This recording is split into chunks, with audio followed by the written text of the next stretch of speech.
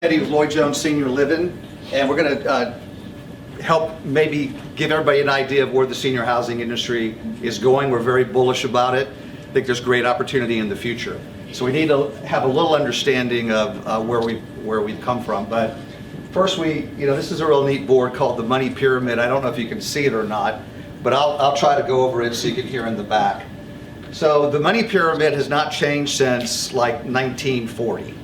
And the Social Security Administration has been tracking income since then. And no matter who's in power, no matter what plans we have, no matter what stimuluses we have, this thing never changes. And it's really interesting. So if you can see this, 20% of the population is broke. 60% will live in a lifetime financial struggle. We do have good news, it's coming. That's 80% of our population, and at the top 20%, 15% make a good living, 4% are prosperous, and 1% are rich. This never changes, no matter what happens. It may change in the future, but it hasn't in the last 40 to 50 years. So what this shares with us is that we need to be talking to the top 5% to find out what they're doing to be prosperous. And that's hard to find, except I would say this is probably a room full of people that are passionate and committed, or you wouldn't be here this early this morning at Chris's great show, wherever he's at. So the other way of looking at this is that we need to be wary, if we can't get to this 5%, we need to be wary of 95% of the information we're receiving, because the majority is wrong. And so as you've sat over the last year and listened to Zoom and podcasts, I would challenge you to be very discreet about what you're hearing. Because first of all, we know that a lot of people had nothing to do, so they all decided to have a podcast. They all decided to have a Zoom conference. And I can't tell you how many people we've spoken with that, it's been beneficial at times, but a lot of it is just regurgitated information. So I'm going to try to share something new with you today, and you can determine where I fall in this pyramid as far as valuable information. So thank you. So the senior housing industry. So to share just a little bit of background. So I've been in the industry for 20 years, and I've been involved in 50 projects. So for the first 15 years, I co-founded Thrive Senior Living here in Atlanta, and we brought 23 buildings out of the ground, all resorts, AL memory care. This was right after 2008 when everyone said, don't do anything, it's tanking. And we saw a pathway for technology blended with buildings to offer a new product. And so we brought those buildings out of the ground, and we had very good success in the early days, particularly when not a lot of people had technology in the space. So we were seeing buildings, $12 million, lease up with 18 months. We had a transaction on them, disposed of them in about 24 months with multipliers of about 2.25. So, we thought it was our great plan when a lot of it was the market at the time. But things began to shift. Everybody ran into the market and said, wow, this is a great place to be. I'm used to $500, $800 a month rents, and now I'm seeing I can get $5,000 rents a month from seniors. And the statistic has not changed. We have 10,000 people turning 65 years and older every single day. And these are the baby boomers, and this is the Woodstock generation. And I would challenge you and say, not only are they not going to want any med management, they're going to demand for various medications to be supplied in the senior housing industry. And we're seeing changes in regulations for medical marijuana across the country. So I shifted in 2017 to the middle market. So I went to Florida, partnered and founded Mainstay Senior Living, where we looked at distressed assets, very distressed. REITs were disposing of them, got great deals on them. We had a vertically integrated platform. The gentleman I worked with was brilliant, and we invested $4 or $5 million in the buildings. We had a low basis, and we were able to charge a rent about $500 to $1,000 less than everyone else, and we filled them up. Because the middle market in senior housing is about 40 to 60%, there's debate on the numbers, unserved. So all the products you see on the corners that have come up out of the ground are targeting the top 10% of income. And so That's the target. You got to come in at a $4,000 or $5,000 price point, which leaves 60% of the market unserved. So here's the different models that we've seen built over the last 10 years. You have skilled nursing, which is going away. No one wants to go to skilled nursing anymore. You have assisted living and memory care. Those are the beautiful buildings on every corner in Atlanta that are 30 to 50% full right now. I don't know who underwrote them. A lot of money invested in them. You have independent living, which is for folks that don't need care. And then you have 55 active adult. And all these platforms have been built standalone, primarily, generally speaking, standalone products to meet a certain demographic group. So this whole thing has changed with COVID-19. And I don't think you're going to hear that anywhere else. When you get on your Zoom meetings, they're going to tell you that we're just waiting for things to, equity to thaw, we'll get back up and running, we'll get these buildings full. But a lot has changed, and the things that have changed, one is demographics are changing. We're going to talk about that. Number two, with the demographics, what clients are demanding. Number two, COVID-19 and 3 regulations. So let's show in the next board, Jimmy. So here's the new model. And what I'm going to attempt to do is try to explain a converging, demanding a new product we're seeing. So the problem we have now is we've had no admissions over the last 6 months in assisted living and memory care because of shutdowns. So there's a 40% attrition rate in senior housing every year. So no matter what products you have, you're going to lose 40% of your customers because they're not staying there forever. The average length of stay is probably now about 12 to 18 months, and it's getting smaller and smaller because people are not going in until they absolutely have to, which means they're going in when acuity levels, their need is much higher than before. So if there's a 40% attrition in a 100-unit building, that means you're going to lose 40 residents a year. So for the last 6 months, you've lost half of that. So owners have lost 20% of their clients over the last 6 months and have not been able to replace them. And it's putting pressure on their bottom line.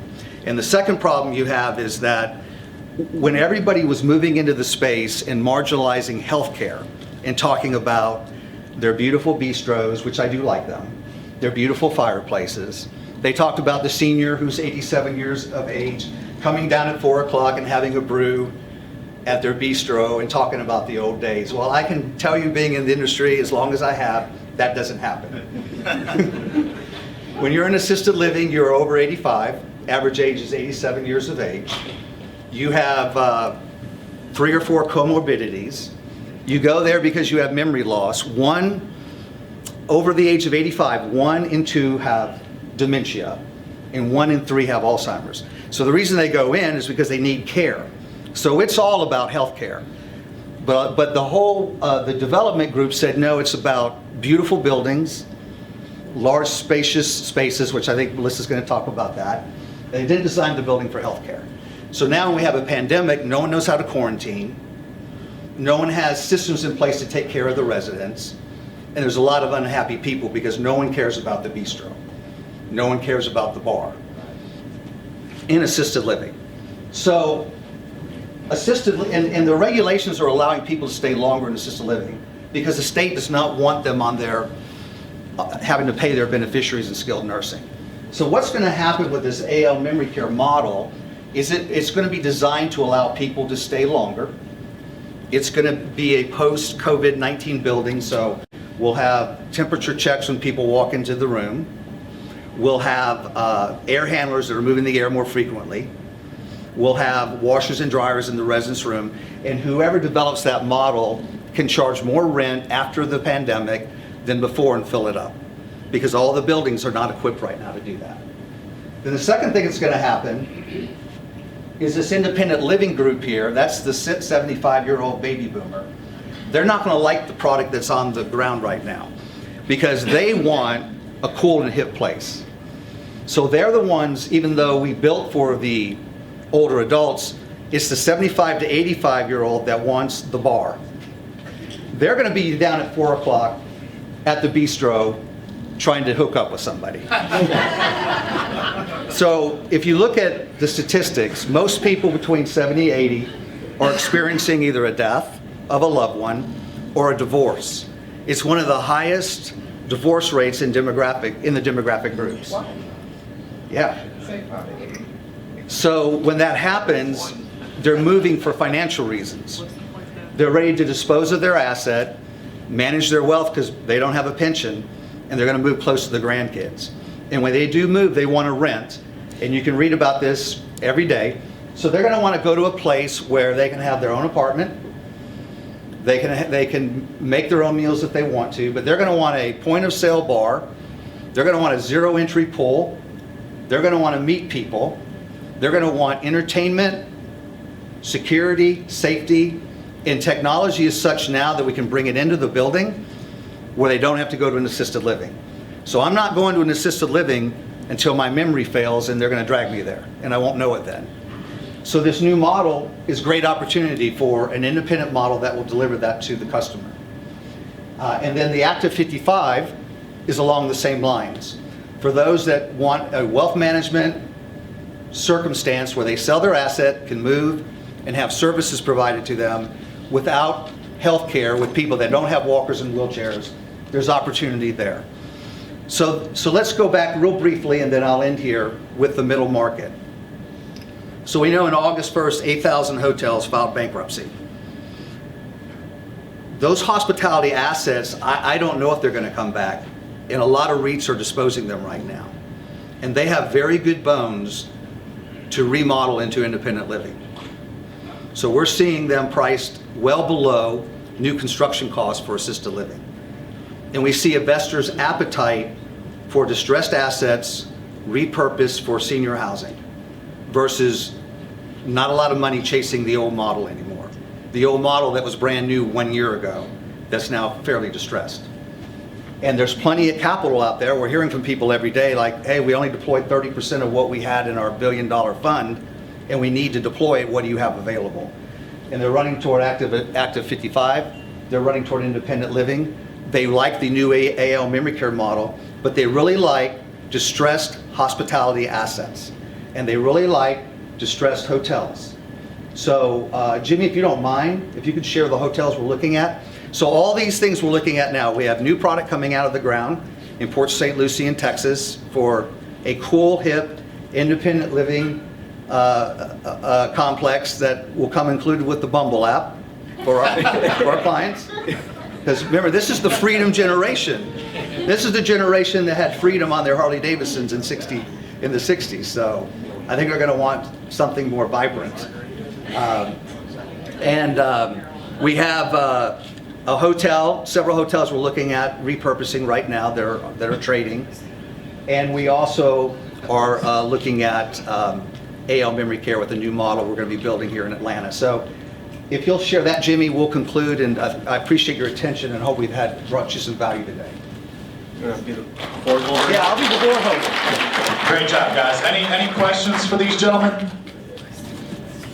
Hey, Chris, if you don't mind, we'd like to share that, just what hotel we got, real quick. Yeah. Well, I'll give a quick overview of the hotels we're looking at. Like Michael said, there's a lot of distressed hospitality assets that are coming majorly in the cities. So what we're looking at is at some high-rise hotels, higher end, not super luxury, but higher end where we can convert. Has a lot of common space, so it's an easy conversion. The hallways are wide enough for IL, so we shrink down some of the hotel rooms, combine them. And right now we're looking at a hotel we're converting. It's going to be about 300 rooms.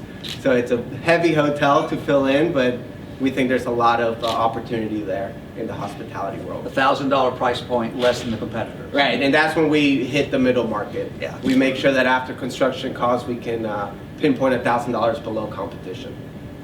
Thank you. Really interesting. Great job, guys.